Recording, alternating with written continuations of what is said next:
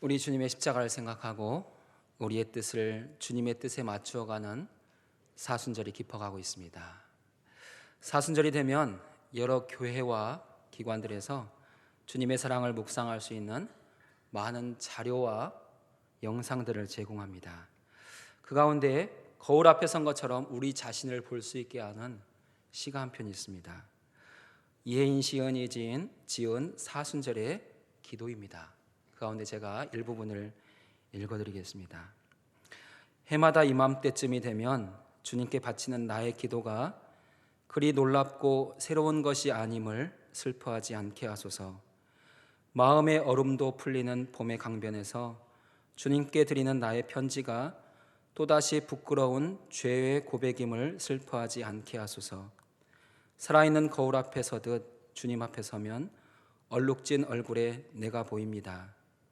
죄송합니다 라는 말도 자꾸 되풀이할 염치가 없지만 아직도 이 말 없이는 주님께 나갈 수 없음을 고백하오니 용서하소서. 주님, 여전히 게으르고 냉담했고 기분에 따라 행동했음을, 여전히 불평하고 편견이 심했고 쉽게 남을 판단하고 미워했음을, 여전히 참을성 없이 행동했고 절제 없이 살았음을, 여전히 말만 앞세운 이상론자였고 겉과 속이 다른 위선자였음을 용서하소서. 주님, 옷을 찢지 말고 마음을 찢으라 하셨습니다.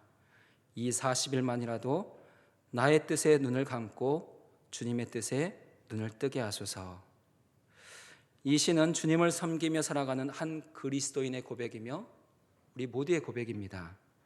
사순절의 시간 주님 앞에서 우리는 우리 자신을 돌아봅니다. 이 시가 연약한 우리의 고백이며 간구라면 우리가 함께 읽은 본문 말씀은 우리 모두를 향하신 주님의 소원이며 주님의 기대입니다. 하나님은 본문 말씀을 통해서 우리 성도들이 사순절 기간 무엇을 바라보며 기도해야 되는지, 그리고 어떤 마음을 가지고 있어야 하는지를 말씀하고 있습니다. 먼저 2절 말씀은 사순절 기간 우리가 기도하는 목적이 무엇이 되어야 하는지를 분명히 가르쳐주고 계십니다. 2절 말씀을 같이 읽어보겠습니다. 내가 주의 권능과 영광을 보기 위하여 이와 같이 성소에서 주를 바라보았나이다. 아멘. 다윗은 자신이 주님께 드리는 기도의 목적을 분명히 하고 있습니다. 내가 주의 권능과 영광을 보기 위하여. 다윗은 간절한 마음으로 주님의 권능과 영광을 보고 싶어 했습니다. 다윗이 보고 싶어 했던 주님의 권능은 하나님의 강력한 힘, 능력, 위엄입니다. 그리고 주의 영광은 하나님의 무거움으로써 피조물이 감당할 수 없는 하나님의 존귀함입니다. 성경은 이 두 단어를 하나로 묶어서 하나님의 임재 경험을 말할 때 사용했습니다. 그러니까 다윗이 주의 권능과 영광을 보기 위함이다, 위해서 나는 기도합니다, 이렇게 고백하는 것은 내가 주님의 그 살아계심을 경험하고 싶고 그 임재 안에 머물고 싶습니다 라는 그러한 기도가 된다는 것이지요. 다윗은 대적들에게 쫓겨 자신의 생명이 위협당하는 그 순간에 하나님의 영광과 권능을 간구했습니다. 오직 하나님이 자기와 함께 하신다는 것, 이 위태한 순간 속에서도 나의 주님이 나와 함께 하신다는 것을 내가 확인할 수 있다면, 그것을 볼 수 있다면 나는 안심할 수 있고 나는 만족할 수 있습니다. 그런 고백을 가지고 있는 것이죠. 권능과 영광의 주인이신 하나님께서 자신의 삶을 회복할 것이고 새롭게 하실 것이기 때문에 주님이 나와 함께 하신다면 나는 전혀 두렵지 않고 전혀 염려가 없습니다. 그런 고백을 가지고 있습니다. 복음서의 말씀을 살펴보면 예수님은 다윗보다 더 강력하게 하나님의 뜻과 영광을 구하고 계셨다는 것을 알 수 있습니다. 수많은 기적을 행하실 때, 죽은 자들을 살리실 때 하나님께 영광이 올려졌습니다. 특별히 겟세마네 동산에서 기도하실 때 예수님은 자신의 뜻을 분명히 밝히셨습니다. 주님, 아버지, 이 잔이 내게서 옮겨지기를 원하는데 내 뜻이 아니라 아버지의 뜻대로 되기를 원합니다. 그리고 아버지께서 영광 받으시기를 원합니다. 그렇게 기도했습니다. 다윗의 기도나 예수님의 기도를 보면서 우리의 기도와 참 많이 다르다는 것을 우리는 느낄 수 있습니다. 인생의 중요한 순간, 심지어 그 목숨이 경각에 달린 비참한 상황 속에서도 하나님의 권능과 임재를 구하는 그 모습, 우리의 믿음을 참 부끄럽게 합니다. 사실 우리는 당장 내 눈앞에 닥치는 위험한 상황들, 감당하기 어려운 문제들, 땅의 문제를 중심으로 늘 주님 앞에 나와서 기도하고 부르짖습니다. 그런데 다윗은 그 생명의 위험한 순간, 생명의 안전을 구하지 않습니다. 개인적인 위로나 자신의 만족과 기쁨을 구하지 않습니다. 오직 하나님, 오직 주님만을 구하며 간절히 주님 앞에 나갔습니다. 사랑하는 여러분의 기도가 주님의 권능과 영광을 보기 위해서 나는 주님을 바라보고 있습니다 라는 그런 고백, 그런 기도가 있으시길 바랍니다. 늘 나를 힘들게 하고 나를 어렵게 하는 인생의 문제들, 내 자녀들 때문에 그것이 너무나 두렵고 힘들다고 주 앞에 기도하는 것이 아니라 주님의 권능이 나와 함께 하신다면, 주의 영광이 나와 함께 하신다면 나는 그것을 만족하겠습니다. 그렇게 고백할 수 있는 그러한 성숙한 믿음의 기도가 있기를 주의 이름으로 축원드립니다. 그러면 주님의 권능과 영광을 구하는 기도는 우리의 마음에서 자연적으로 생겨날까요? 그렇지 않습니다. 우리는 늘 육신의 소욕에 사로잡혀 있습니다. 그래서 늘 땅의 것을 구합니다. 내 집안의 문제, 가정의 문제, 직장의 문제, 자녀의 문제에 매여 있습니다. 근데 우리의 기도가 주님의 권능과 영광을 구하는 기도로 변화된다면 그것은 내 마음에서 생기는 것이 아니라 성령께서 우리 안에 부어주시는 마음입니다. 성령은 우리 성도들이 주의 권능과 영광을 볼 수 있도록 우리의 기도의 바른 목적과 간절함을 부어주십니다. 그것이 1절 말씀입니다. 우리 1절을 같이 읽어보겠습니다. 하나님이여 주는 나의 하나님이시라. 내가 간절히 주를 찾되 물이 없어 마르고 황폐한 땅에서 내 영혼이 주를 갈망하며 제가 주를 앙모하나이다. 아멘. 다윗이 하나님을 찾을 때 성령은 그의 마음에 간절함을 부어주셨습니다. 하나님을 만날 수 있으면 좋고 만나지 못하면 어쩔 수 없다, 그런 정도가 아닙니다. 지금 하나님을 만나지 못한다면, 지금 하나님을 찾지 못한다면 나에겐 더 이상 가능성이 없다, 이런 절박함, 애절함이 다윗에게 있었습니다. 그럴 수밖에 없었던 이유는 자신의 생명을 찾는 자들의 지금 바로 곁에까지 쫓아와 있어요. 자신의 아들 압살롬을 피해서 유대 광야까지 내몰려 있지만 언제 그의 군대가 자기를 잡아낼지 알지 못하는 정말 위태하고 처절한 순간이었습니다. 그러한 위태한 순간 속에서 다윗의 기도는 간절해질 수밖에 없었고 뜨거워질 수밖에 없었습니다. 다윗이 주를 찾을 때 그 간절함이 무엇을 의미하는지 알게 되면 우리도 정말 간절히 기도할 수 있게 됩니다. 간절함의 본래 뜻은 날이 새다, 일찍 일어나다입니다. 그래서 간절함은 하나님을 만나기 위해서 새벽에 일어나는 수고가 있어야 된다는 그 뜻으로 연결되어집니다. 이 본래 원어의 뜻이 그래요. 날이 새는 시간, 그리고 그 새벽에 일어나는 그 수고의 의미를 담고 있다는 것이죠. 칠흑같이 어둡고 앞이 보이지 않는 상황에서 날이 새고 아침이 온다는 것은 무한한 가능성과 기회가 열리고 있다는 것을 우리에게 보여줍니다. 날이 새는 시간 깨어 일어나 간절히 하나님을 찾는 사람은 더 많은 길들, 가능성들을 볼 수 있습니다. 다윗은 하나님께서 일하기 시작하는 그 새벽에 깨어 일어나서 기도할 만큼 그의 상황이 위태했고 다급했습니다. 근데 중요한 사실은 하나님께서 오늘 우리 모두에게 이런 간절함, 뜨거운 마음을 원하고 기대하신다는 것입니다. 사랑하는 여러분, 여러분도 하나님을 찾고 있습니다. 다윗만큼, 아니면 다윗보다 더 뜨겁게 하나님을 찾고 계십니까? 정말 내가 하나님 아니면 살지 못하겠습니다. 나 하나님 만나지 못하면 살 수 없습니다. 라는 그런 간절함과 뜨거움이 있으십니까? 다윗의 간절함은 하늘의 모델이고 예시이지 전부는 아닙니다. 주님께서 우리 가운데 그 마음을 부어주시고 우리가 그 마음에 순종한다면 우리는 얼마든지 더 다윗보다 뜨겁게 주님을 만날 수 있고 그 간절함에 이룰 수 있고 주님의 응답을 이룰 수 있습니다. 하나님께서 기대하시는 간절함에 닿기 위해서 우리는 세 가지의 기도와 선포를 늘 가지고 있어야 됩니다. 첫 번째로 우리에게는 주님을 향한 갈망이 있어야 합니다. 내 영혼이 주를 갈망하며. 주님이 주신 간절함 속에서 다윗은 자신의 영혼이 주님을 갈망하고 있다고 고백하며 선포하고 있습니다. 모든 사람의 영혼은 주님을 갈망합니다. 사람의 영혼을 지으신 이가 하나님이시기 때문에 모든 영혼은 그 하나님을 갈망하게 되어 있습니다. 그러나 예수님을 알지 못하는 사람들은 그 갈망의 방향이 빗나가 있는 거지요. 다른 우상들을 향해서 또 그들이 나름 생각하는 것을 향해서 마음이 빗나가 있습니다.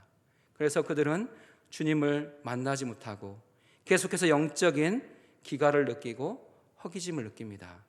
성도들 중에도 자신의 영혼이 얼마나 주님을 갈망한지 알지 못하면서 그저 육신의 평안함과 안전함에 빠져 있는 성도들이 너무나 많이 있습니다. 영혼의 갈망이 어떤 것인지 알면 우리는 지금처럼 편안한 모습으로 주님 앞에 설 수 없습니다. 갈망의 본뜻은 갈증이 나다, 목이 타다입니다. 여러분 갈증 날 때 어떻게 하십니까? 자다가 일어나서 목이 마르면 어떻게 하십니까? 그냥 주무십니까? 잘 수가 없지요. 물을 찾아서 마셔야지 잠을 잘 수 있습니다. 사막을 여행하는 사람이 물을 마시지 못해서 기갈 중에 고통스러워하는 그 모습이 갈망이에요. 목마른 사슴이 시냇물을 찾아 온 들판을 헤매는 그 모습이 갈망입니다. 사랑하는 여러분, 그냥 내가 주님을 만나고 싶어요. 주님 내게 오세요. 그 마음을 그냥 고백하면 주님이 와서 만나주시면 얼마나 좋을까요? 그러면 우리 안에 주님을 못 만날 사람이 어디 있겠습니까? 우리는 그래도 늘 밥 먹을 때 하루 3번 기도도 하고 우리 가운데 새벽에 나와서 기도하는 사람도 있고 이 귀한 저녁 시간에 나와서 예배도 드리잖아요. 근데 이 정도만으로 주님을 만날 수 있다면 우리의 영혼의 삶이 얼마나 행복하겠습니까? 근데 그 정도의 갈망은 주님이 원하는 주님의 갈망이 아니라는 거예요. 정말로 이 목이 타는 갈증, 그것을 느끼면서 주님을 더 구하고 찾고 두드리는 그 삶으로 나가야 된다고 주님은 말씀하고 있습니다. 그 현실에 물이 없어서 황폐한 메마른 상황 속에 다윗은 빠져 있는데 그 상황 속에서 내 영혼이 주를 갈망한다고 주님은 표현하고 있습니다. 그의 외적인 환경은 그 영혼이 더욱 주님을 갈망하게 만드는 원동력이 되었습니다. 사랑하는 여러분의 오늘의 인생이 힘들다면, 정말 너무나 버겁다면, 너무나 무겁다면 하나님 앞에 나가서 그렇게 고백하십시오. 주님, 내 영혼이 주를 갈망합니다. 내 인생의 문제가 너무 힘듭니다가 아니라, 내 자식 때문에 속이 상합니다가 아니라, 하나님, 내 영혼이 주를 갈망합니다. 그렇게 우리가 주님을 갈망할 때 주님은 우리의 영혼에 만족함을 주시고 해결함을 주십니다. 그 영혼의 만족, 해결함에서부터 우리의 삶은 변화가 일어나고 새로워지기 시작합니다. 그래서 다윗의 갈망을 우리가 보면서 우리는 우리의 기도에 적용해야 합니다. 기도할 때마다 내 영혼이 주를 갈망한다고 고백하시고 내 영혼에게 주를 갈망하라고 선포하십시오. 내 영혼아 주를 갈망하라. 그 선포를 좀 많이 하십시오. 그러면 여러분의 영혼이 주님을 갈망하게 되어 있습니다. 그렇게 우리가 주님을 갈망하면 주님은 우리의 기도와 선포에 응답하셔서 우리의 영혼에 생기를 불어넣어 주실 겁니다. 그러면 우리가 그 어디에서도 느낄 수 없었던 그 평안함, 그 안전함을 느낄 수 있게 되는 것이죠. 두 번째로 주님이 원하시는 간절함에 닿기 위해서 우리에게는 앙모함이 있어야 됩니다. 내 육체가 주를 앙모하나이다. 하나님께서 우리에게 원하시는 앙모는 작은 바램, 작은 염원 정도가 아닙니다. 악모는 그 대상에 대해서 너무나 깊은 관심과 열성을 기울이다 보니까 얼굴이 창백하게 되었다라는 의미를 가지고 있습니다. 여러분은 뭔가를 원할 때 정말 내 얼굴에 핏기가 없어질 정도로 그렇게 간절히 원해 본 적이 있으십니까? 그렇게 주님을 우리가 사모할 때, 내 육체가 그렇게 주님을 앙모할 때 우리의 육체는 주님으로 인해서 새로워지는 것을 경험할 수 있습니다. 우리 육체가 주를 앙모해야 되는 이유는 사람이 떡으로만 사는 것이 아니기 때문입니다. 예수님은 사단에게 시험을 받으실 때 이 사실을 분명히 하셨습니다.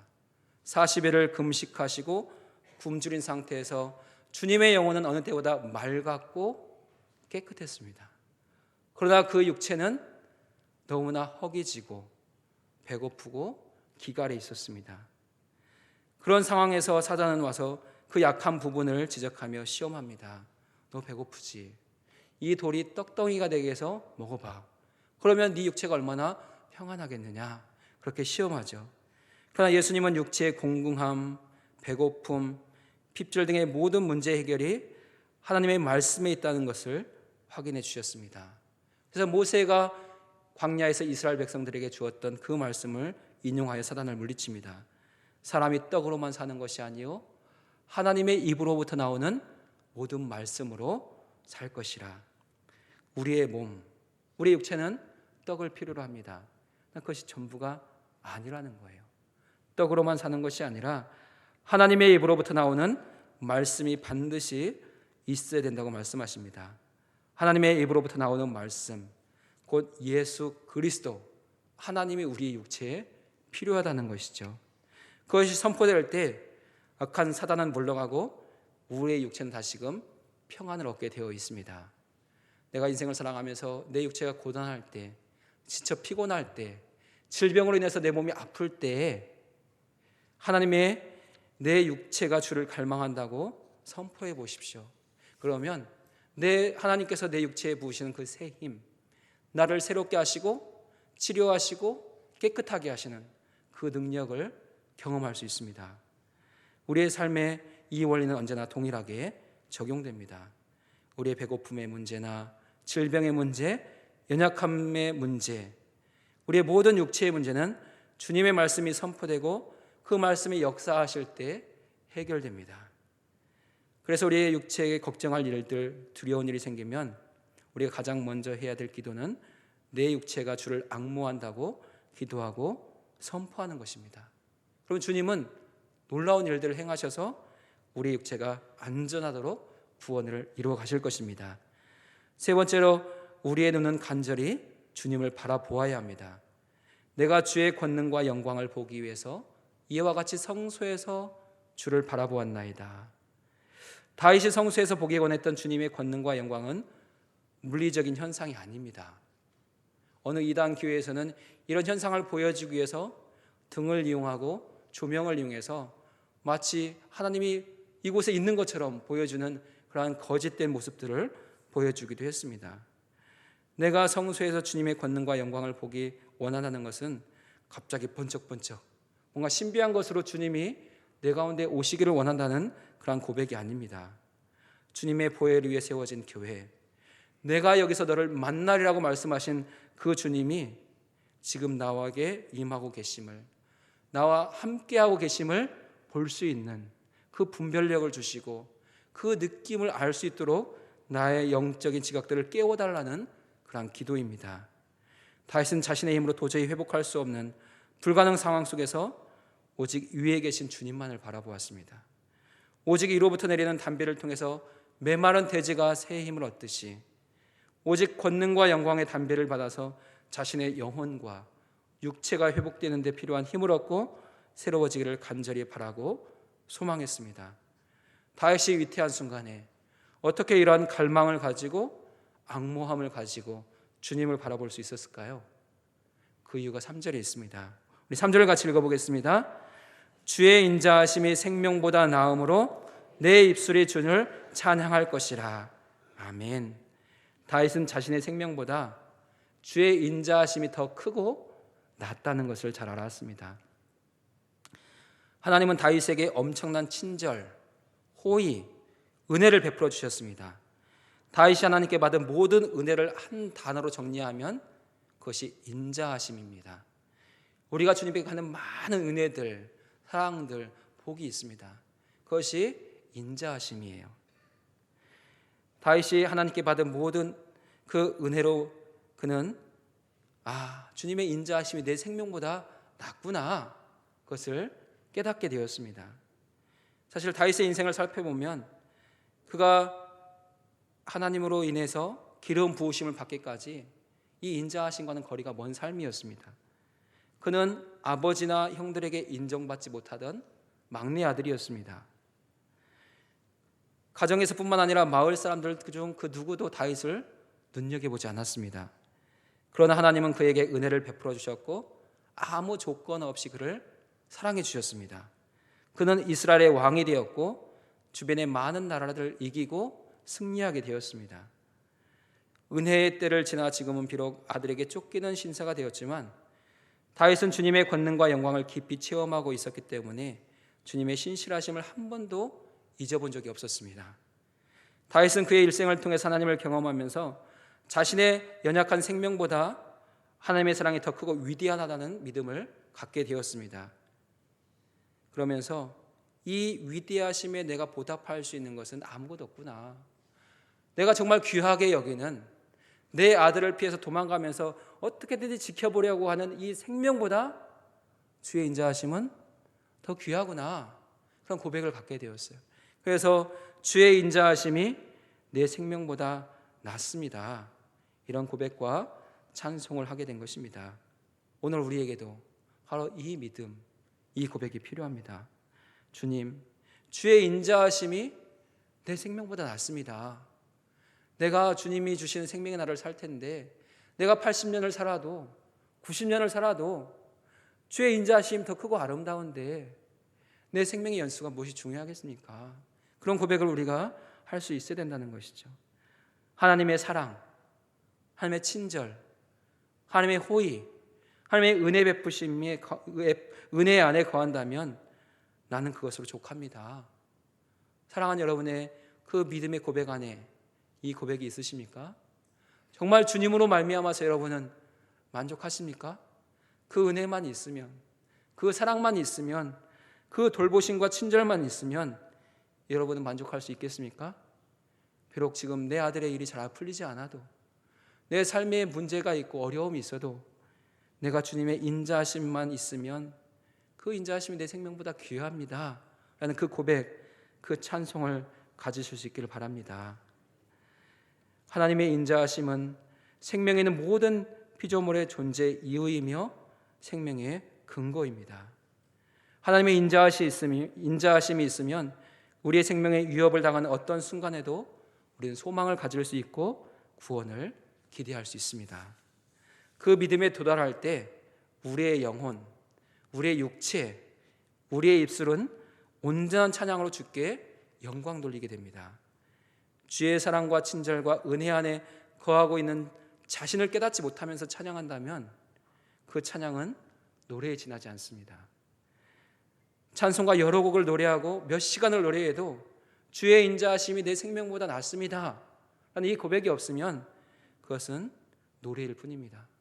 그러나 노래 한 소절을 할지라도, 내가 시간이 많이 없어서 정말 잠깐 주님을 찬양할지라도 주의 그 인자하심이 내 생명보다 낫습니다, 그 고백이 있으면 그 노래는 진정한 찬양이 되는 것입니다. 하나님은 우리 모두의 입술에서 그런 찬송이 있기를 원하시고 그러한 인생이 날마다 이어지기를 원하고 기대하십니다. 사랑하는 여러분의 입술의 고백이 주의 인자하심이 내 생명보다 낫다는 고백이 날마다 선포될 수 있기를 축원합니다. 그러면 주님은 더 많은 시간 우리의 평생에 주님 앞에서 찬양하는 인생 되도록 인도해 가실 것입니다. 우리 4절 말씀을 같이 읽어보겠습니다. 이러므로 나의 평생의 주를 송축하며 주의 이름으로 말미암아 나의 손을 들리이다. 아멘. 다윗은 하나님의 인자하심 앞에서 자신의 부족과 허물을 느꼈습니다. 내가 주님 앞에 드릴 수 있는 것, 정말 내가 귀하게 여기는 것, 많은 소화, 많은 양들 귀하지만, 내 생명도 귀하지만 주의 인자하심에 비하면 아무것도 아닙니다. 그런 고백을 할 수 있게 된 것이죠. 그런 고백이 있으니 주님 앞에 두 손 벌려 기도할 수 있게 되고 찬송할 수 있게 되었습니다. 이런 고백을 가진 다윗에게 하나님은 다시 만족함을 회복하여 주셨습니다. 5절 말씀입니다. 골수와 기름진 것을 먹은과 같이 나의 영혼이 만족할 것이라. 나의 입이 기쁜 입술로 주를 찬송하되. 아멘. 하나님을 갈망하던 다윗은 주의 인자하심에 감동되었고 다시 찬양이 회복되었습니다. 그러자 그 영혼의 기쁨과 만족도 함께 회복되었습니다. 비록 지금의 상황은 아들에게 쫓기는 상황이고 위태한 상황입니다. 너무나 핍절하고 고통스러운 상황이에요. 그러나 그의 영혼이 주의 인자하심으로 충만하고 그의 입술이 주님의 이름을 찬송하는 찬양으로 가득하게 되었어요. 그러자 주님께서 그의 영혼에도 다시금 만족함을 부어주셨습니다. 세상에 온갖 좋은 음식들이 육체의 만족을 주었고 기쁨을 주었지만 그 주의 인자하심에 주어지는 영혼의 만족에는 비교할 수 없었다고 다윗은 고백하게 되었습니다. 왜냐하면 영혼의 만족은 그 누구도 빼앗아갈 수 없는 영원한 만족이었기 때문입니다.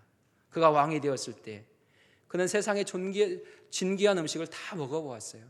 그러나 그가 다시 아들에게 쫓기는 신세가 되었을 때 그 아름다운 음식들, 골수와 기름진 것은 더 이상 그의 것이 되지 못했습니다. 그러나 그 위태한 상황 속에서도 내 영혼이 주를 갈망합니다. 내 육체가 주를 앙모합니다. 내가 주님 바라보기를 원합니다. 거기 고백할 때 주님은 그에게 주의 인자하심을 다시금 부어주셔서 그 영혼의 만족함이 회복되었어요. 그러자 그는 비로소 깨닫게 되었습니다. 아, 이것은 그 누구도 빼앗아갈 수 없는 것이구나. 나에게 영원한 것이구나. 나의 영원한 만족이구나. 그것을 알게 되었어요. 다윗은 영원한 기쁨과 만족이 회복되자 치열한 생존의 자리가 하나님께서 함께 하시고 돌보시는 은혜의 자리라는 것을 고백하게 되었고 그 모든 그 삶의 날들이 주의 날개 그늘 아래 있다는 고백을 함께 선포하게 되었습니다. 그것이 6절과 7절 말씀입니다. 6절과 7절 같이 읽어보겠습니다. 내가 나의 침상에서 주를 기억하며 새벽에 주의 말씀을 작은 소리로 읊조릴 때 하오리니 주는 나의 도움이 되셨음이라. 내가 주의 날개 그늘에서 즐겁게 부르리이다. 아멘. 하나님께서 우리 모두에게 허락하신 사순절의 시간이 우리의 영혼이 더욱 주님을 갈망하고 우리의 육체가 더욱 주를 앙모하고 우리의 눈이 간절히 주님을 바라볼 때 주의 인자하심으로 우리의 영혼의 만족과 기쁨이 회복되는 귀하고 복된 시간 되실 수 있기를 예수님의 이름으로 축원합니다. 우리 말씀을 기억하며 함께 기도하겠습니다. 우리 기도할 때 이렇게 기도하시죠. 하나님, 주님을 향한 영혼의 갈망과 육체의 앙모를 부어주옵소서. 주님을 바라볼 때 우리의 영혼의 만족함이 회복되게 하옵소서. 주님의 영광과 권능으로 우리를 덮어주옵소서. 우리 한 목소리로 함께 기도하겠습니다.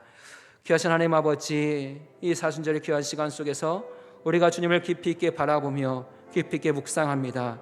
하나님, 우리의 영혼의 주님을 향한 간절함을 부어주시고 우리의 육체의 주님을 향한 갈망을 부어주시고 앙모함을 부어주옵소서. 하나님, 내 영혼이 주님을 바라봅니다. 영혼을 지으신 분이 하나님이시니 우리의 영혼이 주님을 바라볼 때 우리의 영혼에 만족함을 부어주옵소서. 하나님, 우리의 육체가 주님을 앙모합니다. 우리의 육신은 하나님 주님이 주시는 것으로 살아가지만 또한 주님의 그 말씀으로 우리는 살아감을 고백합니다. 우리의 영혼과 우리의 육체는 주님으로만 만족할 수 있고 아버지 온전해질 수 있음을 고백하오니 하나님, 간절히 주님을 우리가 바라보고 사모할 때 우리 안에 주의 은혜를 부으시고 주의 인자하심을 더하여 주옵소서. 주님의 영광과 권능으로 우리 모두를 덮어주시옵소서. 날마다 우리가 주의 임재 가운데 거하며 주의 영광 안에 머무를 수 있기를 원합니다. 비록 우리의 인생은 오늘도 고단하고 내일도 피곤한 삶이 있겠지만 그 모든 시간 속에서도 주님은 여전히 우리가 동행하시고 우리의 영혼을 새롭게 하시며 우리의 삶의 새로운 길들을 열어가시는 분이심을 믿습니다. 하나님, 주님으로 말미암아 우리의 영혼의 만족함이, 우리의 육신의 새로운 힘이, 그리고 우리의 모든 삶의 날들의 주의 영광과 권능이 함께하여 주시옵소서. 그렇게 우리 하실 주님을 우리는 기대하며 사모하며 이 사순절 기간을 보내겠습니다. 하나님, 우리가 주의 날개 그늘을 피할 때 우리를 주님께서 숨겨주시고 안전케 하여 주시옵소서. 그 안전함 안에서 날마다 주님을 기뻐하는 우리 모두가 되도록 역사하여 주시옵소서. 존귀하신 예수님의 이름으로 기도드립니다.